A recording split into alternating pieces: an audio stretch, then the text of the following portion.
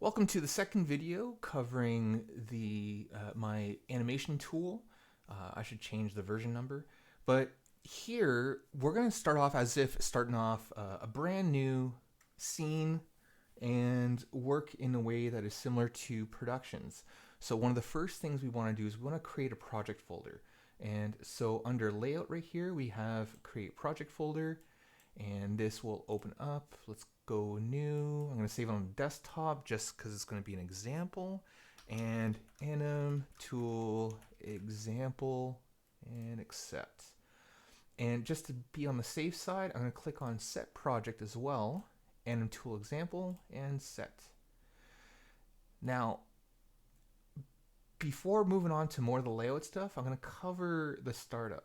So startup, we have save as, which is just going to open up save scene as. And since the project folder is set, it's automatically going to my scenes folder. So Maya ASCII, test save v01.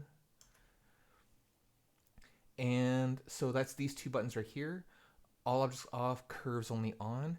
And the other cool thing to keep in mind is no matter what button you're hovering over, if you look down at this little display of tips, I made sure to write in a very brief description of what this all does. So objects off, curves on, clicking on this will change this so that you only will be able to select curves.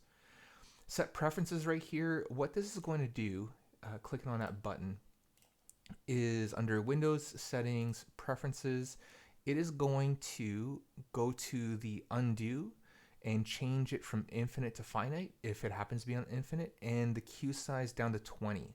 This is all going to help with preventing Maya from crashing so much. What it will also do is in the time slider, it'll crank the key tick size to 5x so that it's much easier to see inside the timeline. And on top of it, it is going to auto snap keys check mark this, just in order to help prevent any possible fractional frames. So it'll do that. Originally, I had it also change default out tangent to step mode, but we have certain other features that is going to basically do the same thing without having to adjust that in any way, shape, or form. So that's the startup. And let's continue on with some of the layout stuff. So we've created a project folder. Now let's get some of our reference files in, our reference art assets. So that's the reference editor right here. And I'm going to go into my documents, not my documents, it's in my downloads. So I'm going to bring in this character of mine. And I'm going to bring in an environment as well. So there's her foot. So it's not going to automatically do all the things for you, but it's going to do a lot overall, just to make it easier instead of having to go through all these like menus and what have you. So I'm just going to turn on her God node. And because of the objects off curves on, I can only select the controllers right now, which is going to be great. All right. So lighting, two-sided, right there. So now if I press 6, it might not show all the textures. In this case, it does. But if it doesn't, you can always click on the Fix Textures button, and it'll open up the file path editor. So you can actually readjust if you see like a little red circle like this with an X right beside your source images folder. Then you can do that in order to bring the textures in. Flat lights will change the lighting here to use flat lighting. Even if you click on here, the moment you go to wireframe and then back to a shaded mode, it will turn off the flat lights. So that is something that happens default using this. I have a newer character coming up where flat lights, they look super nice. Next part is the Anacam. So we like to work based off of a camera. So if I click on the Anacam right here, I'm going to open up the outliner. We have a new, here I'm just going to undo just so you can kind of see it get created. We have a new camera group, And with this camera group, we have a locator and the camera itself. So the camera group, I'm just going to nudge it around, and we can grab this locator right here. And if I change this to the Anacam's view, I can see right now as I nudge this around, as I move that locator, it's going to move the target of where the camera is facing, and I can then move the camera either through here or from here in order to make some adjustments, like maybe it's from the point of view of someone who happens to be sitting down and turning around from this table right here, perhaps. Or I can move it so it's as if someone who is standing from up over, or not standing. Well, yeah, they could be standing at this point. So, and let's drop it a little bit, just so it's kind of at Levy's eye level here. So let's see Anacam.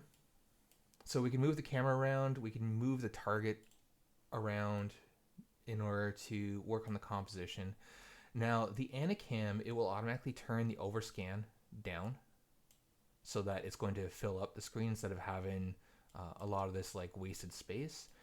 The other thing too is it's at a film resolution of 1.77 ratio, as well as turning on the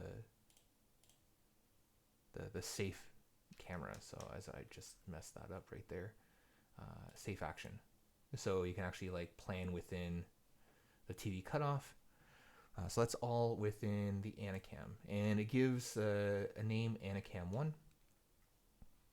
So once we have that one camera, sweet, we can also go into here. And what's next? So we can toggle the lock of the Anacam as well. So if I select the camera, we can see that translate and rotate, they're unlocked. Rotate, since it has the aim constraint, it's all blue, but I can toggle the translate and rotate so you can't accidentally move the camera afterwards. Next thing, import in video.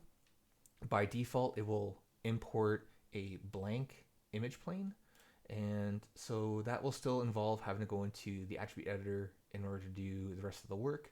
If you accidentally deselect it and you're having a hard time selecting the image plane again, because sometimes that's a thing, there is a button right beside import video that will select the image plane. So I can go through, and I have something that I snipped. Oh, I got rid of it. So let me pause for a second, and I'm back. So if I click on this folder right here and I go onto my desktop, videos, image sequence. So I have this just from some video that I snagged, and right now it's just playing the one and image sequence, boom, boom, boom. There was something cool that happened in there that I wanted to look at for reference. But from here, we can change the size down. So let's say maybe 0.5 or 0.7, and using control, so it's not going to go super fast and far, you can adjust this to whatever, to your liking, and it will actually move along. So I set that up. I didn't want to auto do all of that because sometimes it's just nice to have a little bit of the manual adjustments right there. So that is the image sequence, the image plane. Import sound, it just deals with importing the import function in and of itself. So if I grab downloads, I guess I already deleted that. So you can just grab the audio file. This will open up the tracks editor, so you can adjust like this sound in there. So that's the layout. So it gives you the whole gamut of being able to bring in your reference or the animatic, of whatever show you're working on. Plus, it will let you import in sound, all without having to go through and memorize a whole bunch of keyboard shortcuts or memorizing where they are inside menus. And in my next video, I'll cover the animation section.